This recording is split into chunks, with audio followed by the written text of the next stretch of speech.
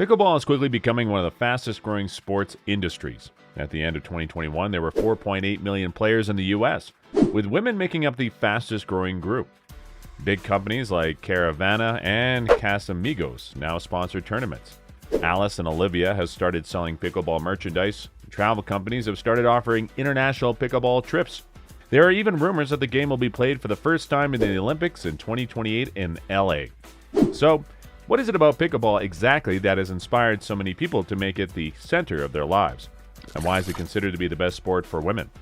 Hello and welcome to Pro Pickleball Media, your number one spot for all pickleball content. In today's video, we're going to talk about the key reasons why pickleball is one of the best emerging sports for women of all age groups. So, let's get right into the video. As you may already know, pickleball is a hybrid of tennis, badminton, and table tennis, played on a 20 by 44-foot court, and is an exceptionally popular sport among men and women alike. It is a smaller court than tennis, so pickleball players don't have so much ground to cover. This makes it a great game for people who have slowed a step or two over time. Additionally, pickleball has proven to be an exciting game for women due to a number of reasons. One such example is that there have been a number of studies that have investigated how pickleball contributes to overall fitness. A group of American researchers from Western State Colorado University gave 8 women and 7 men between the ages of 40 and 85 portable units that measured how much energy they used during a game of pickleball. They also took a picture of their cardiometabolic health before and after 6 weeks of regular pickleball play to see if it helped their fitness and health in any way. Researchers from Brigham Young University in Idaho looked into the physical demands of the game. They want to know how 30 minutes of double pickleball compares to 30 minutes of walking. They got 25 pickleball players, 15 men and 10 women with an average age of 38, and put sensors on them to measure their heart rate, number of steps, and calories burned while walking and playing pickleball.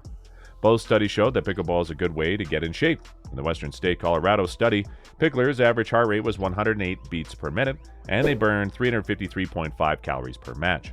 This is a moderate intensity workout. The researchers said regular participation in pickleball causes cardiovascular and metabolic response that meet guidelines for exercise intensity for improving and maintaining cardiovascular fitness. During the study, the 15 men and women had to play pickleball for an hour a day, which helped them get healthier and more fit, about 4 doubles matches. After 6 weeks of playing pickleball, high-density lipoprotein and low-density lipoprotein cholesterol, systolic and diastolic blood pressure, and maximal oxygen uptake all improved significantly, the researchers said. In the Brigham Young study, when people played doubles pickleball, their heart rates were 14% higher than when they walked, and they burned 36% more calories than when they walked. They said it felt like more of a workout to play pickleball than to walk. The median ratings of perceived exertion after playing doubles pickleball was nearly 44% higher than the median ratings of perceived exertion after walking, according to the Brigham Young researchers. But a 30-minute walk has 54% more steps than a doubles game. Because the court is smaller, teammates on the same side of the net are close together, and most of the action happens at the net. Players take fewer steps during a match. The people who took part in the Brigham Young study thought that pickleball was more fun than walking, and the people who took part in the Pickleball Canada survey agreed. 62% of those polled said that the main reason they play pickleball is because it's fun. Among baby boomers, that number went up to 89%. Although pickleball is an exceptionally welcoming sport, there's still some problems related to gender inclusivity. And before we talk about that, please take a second to like this video and subscribe to our channel so that we can keep bringing more informative pickleball content to you. Your little contribution means a lot for us. Now, let's get back to the video. As we were discussing, that pickleball's rapid rise in popularity underscores the attractiveness of this sport to a wide variety of people.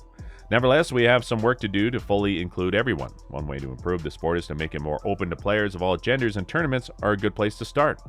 People who don't identify as male or female are often left out of pickleball tournaments because the only divisions are men's, women's, and mixed, which means 1 man and 1 woman. The USA Pickleball 2022 rulebook says, in events described by gender, only members of that gender shall be allowed to play in that event. The rule says this policy raises the question of what non-binary person can play in an official tournament. It looks like there is no answer. In other sports, men's leagues don't specifically say that women can't play. There are no gender requirements to play in MLB, NHL, NBA, NFL, or MLS. Anyone can join any of these leagues. So tournaments for pickleball could include players of both sexes in the same ways. An open gender division would not only make pickleball more welcoming to non-binary people, but it would also give women more chances to play when there aren't enough women signed up for a separate women's division at a certain skill level. A quick search on the internet turned up a sports program in Kansas City that has a mixed pickleball league where any combination of men, women's, transgender people, gender-neutral people, and people who don't identify with either gender can play. Why not give tournament players the same choice? In this video, we also want to point out that it's often said that men as a group have a biological advantage over women as a group when it comes to pickleball. This may be true, but women don't have the only biological advantage. Younger players, for example, have a biological advantage over older players, but we don't separate players by age in every tournament. And when age divisions are offered, older players are still allowed to play in younger divisions if they choose. In fact, tournaments give people of all ages a lot of chances to play with and against each other. Even at the professional level, teens and players in their 40s can be seen playing with and against each other. Other things like height might also give biological advantages in pickleball, but we don't separate players based on their height. Some athletes will always be better in terms of their bodies than others, just as some have economic and experiential advantages. Every person is not born with or given the same chance to be good at every sport. You can't or shouldn't try to control for all these benefits. The fact that male athletes outperform female athletes in many, but not all sports may reflect gender bias in our culture, as much as it reflects physical differences. In pickleball, strength doesn't matter much, even though an average man is stronger than women. Because touch shots are so important in pickleball, it is a sport that brings men and women together and evens out the power difference between them. In men's doubles, 40% of the balls hit are touch shots, and their average point is 8.6 hits. The average touch shot on women's doubles or mixed is 45%, and the average point is 9.6 hits. In many sports like horseback riding, croquet, rifle shooting, dog sled racing, and motorsports, men and women compete against each other. Does anyone have a good reason why pickleball should be different? There are times when there's no clear reason for gender requirements. In dance competitions, couples have always been made up of a male and a female dancer. When it comes to pickleball, there's probably more difference within each gender group than between them. In other words, you can't assume that the way two players of different genders will play will be any different than the way two players of the same gender will play. No one thing about a player can accurately predict his or her skill or potential skill in the game. People can be hurt by gender segregation in more ways than just not being able to play in tournaments. Exclusion and separation can hurt a person's sense of self-worth and mental health.